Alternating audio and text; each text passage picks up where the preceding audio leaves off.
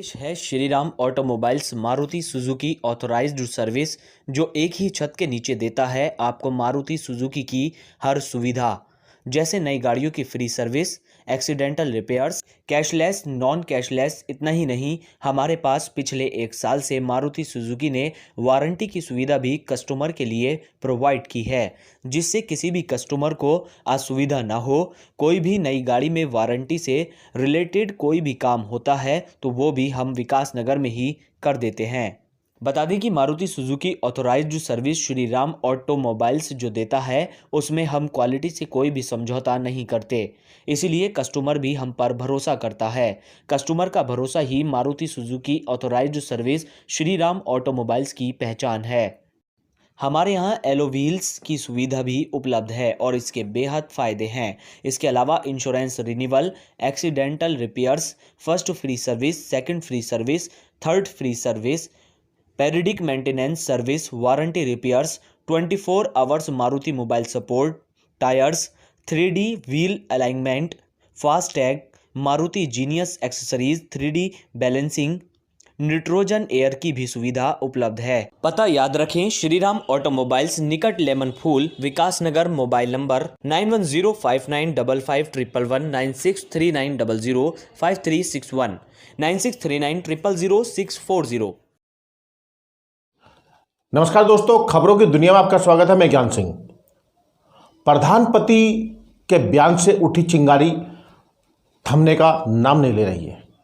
प्रदेश प्रवक्ता मुन्ना सिंह चौहान ने आज विकासनगर पहुंचे और उन्होंने कहा कि जिस चीज़ का डर था वही हुआ, क्योंकि सुहेल पाशा के खिलाफ पहले भी वो पार्टी में बता चुके हैं। आला पदाधिकारियों को वो पहले भी इस चीज़ से अवगत करा चुके हैं। लेकिन जो विवादित बयान प्रधानपति ने दिया है उस पर मुन्ना सिंह चौहान ने क्या कहा, आप खुद सुन लीजिए। सर, जानना चाहेंगे कि प्रधानपति सुहेल पाशा द्वारा पंडितों के खिलाफ और वहाँ पर जो है नमाज पढ़ाने को लेकर एक विवादित बयान दिया गया है, तो उसको लेकर आपने सुना भी है, उसको देखा भी, क्या कहेंगे? मैंने तमाम सारे समाचार माध्यमों में और कुछ वीडियो क्लिपिंग्स मैंने भी देखी है। घोर आपत्तिजनक है। निश्चित रूप से ये बेमनस्य है, बल्कि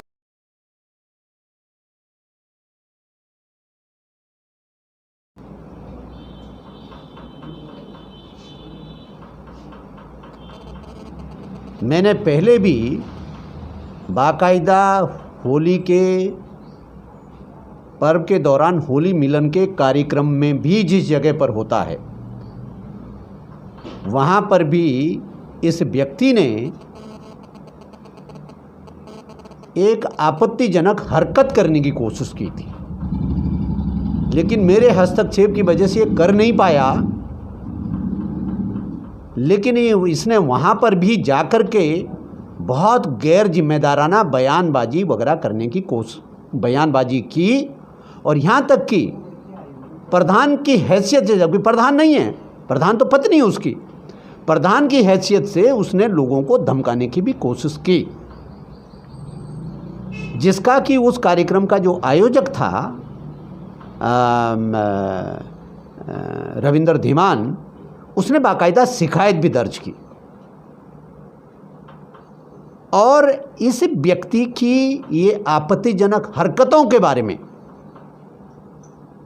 मुझे पहले से भी आभास था, इसलिए मैंने संगठन में भी इस व्यक्ति के बारे में कई बार फीडबैक पहले भी दिया है,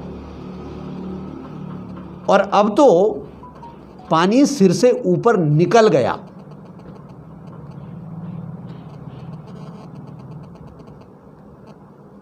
ये बहुत आपत्तिजनक है। ये एक वर्ग विशेष के खिलाफ बेमनस्य फैलाने की सुनियोजित षड्यंत्र है, और निश्चित रूप से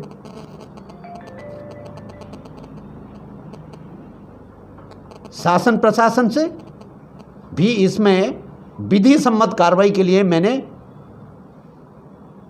कहा है, एज पर लॉ प्रोसीड करें और भारत पार्टी के संगठन के अंदर भी इसके बारे में उचित स्तर पर सूचना दी भी गई है, संज्ञान भी लिया है पार्टी ने। पार्टी के जिलाध्यक्ष ने नोटिस भी जारी किया था और मुझे बताया गया है कि कार्रवाई से बचने के लिए इस व्यक्ति ने अपने पद से त्यागपत्र भी दिया है। लेकिन भारतीय जनता पार्टी में इस तरह के हरकतों के लिए कोई जगह नहीं है।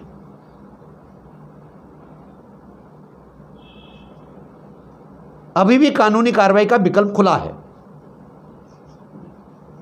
ऐसे में उन्होंने ये भी बयान दिया था कि जहां पर होली मनाई जाती है, जहां पर होली का दहन होता है, अगर वहां पर दोबारा होली का दहन हुआ तो पीट बाजार में बोर्ड लगाकर ईद की नमाज अदा कराने का काम करेंगे और हमारे पास तो ईदगाह है लेकिन हम बलवा करने से पीछे नहीं हटेंगे। देखिए, मैं फिर दोहरा करके कह रहा हूं, मैंने बाकायदा लिखित भेजा है एसडीएम विकास नगर को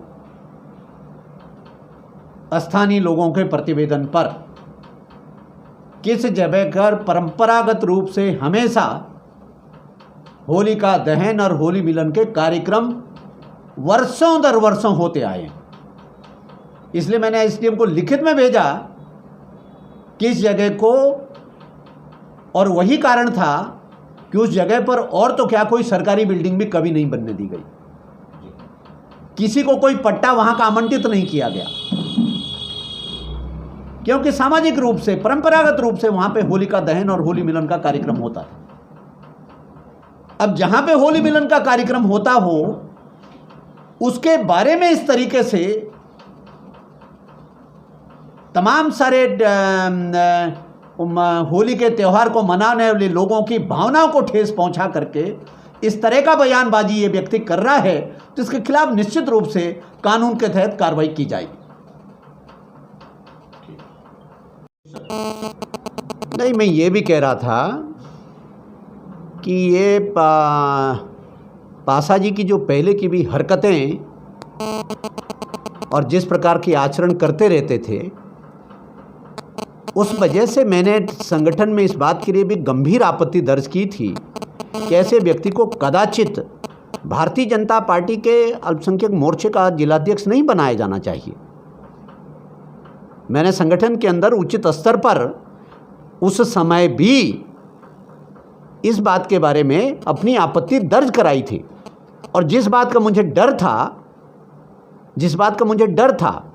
जिस प्रकार की बदतमीजियों से, जिस प्रकार से समाज विरोधी चीज़ों की इनके बारे में मैंने फीडबैक दिया था, वो चीज़ें खुल करके सामने आ गई। और निश्चित रूप से भारतीय जनता पार्टी में इसके लिए कोई गुंजाइश नहीं है, और पार्टी इसको बहुत गंभीरता से ले रही है और आगे और भी सख्त कार्रवाई पार्टी के स्तर पर हो सकती है।